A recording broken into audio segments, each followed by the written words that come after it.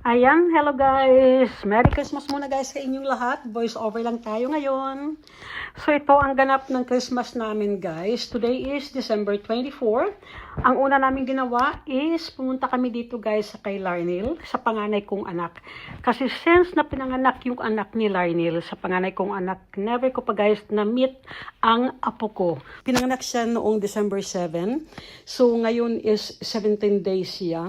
At ngayon lang kami guys nagkita. Ngayon ko lang nayakap ang apo ko. Bawal kasi na pupunta kami dito kina Larnel.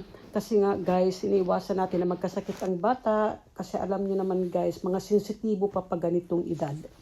Ito, meron tayong kasamang dalawang bata dito guys. Ito ay anak ni Nicole sa unang ka-live-in partner niya. At ito ay tinatapo na rin ni Larnel na tunay na anak niya. At ayan guys, tinatapo ko na rin ito na tunay na apo.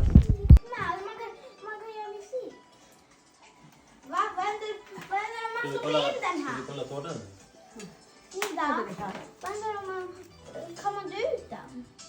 Ja, det är det man kan dö ut så batteriet dör inte. Är det som batteri? So ito guys, picture taken na muna tayo. Alam niyo naman guys na napaka-importante nitong mag-picture tayo ngayon kasi ito ang first meeting namin ni Liora. So guys, ito ngayon guys, ito na ang hinihintay ng mga bata. Alam niyo naman guys, pag mga bata pa, ayan, excited na excited yan sa mga regalo. So ito, namimigay tayo guys ng mga regalo sa unang anak ni Nicole. So, ang binigay ko guys sa kanila ay tag-iisa silang Play-Doh at saka guys, binigyan ko rin ng pajamas na satin pajamas guys. At hindi lang itong mga regalo para sa mga bata at syempre guys, mayroon din sila Nicole at saka si Larnel.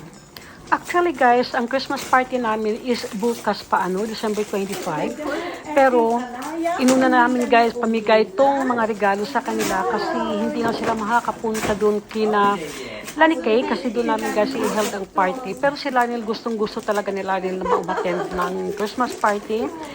Kasi super makipamilya yan si Larnel. So nga lang guys, bagong silang lang tong anak ni Larnel. 16 days lang siya ngayon. So hindi talaga pwede guys na isama siya doon sa maraming tao. Kasi hindi natin alam. Kasi baka yung mga ibang bisita doon ay may mga sipon at may ubo. So hindi talaga pwede guys. Kaya sinakripisyo lang muna ni Larnel na hindi niya makabanding kami, mga kapatid niya, mga pinsan niya at auntie niya. Kasi importante ang kalusugan ng baby niya.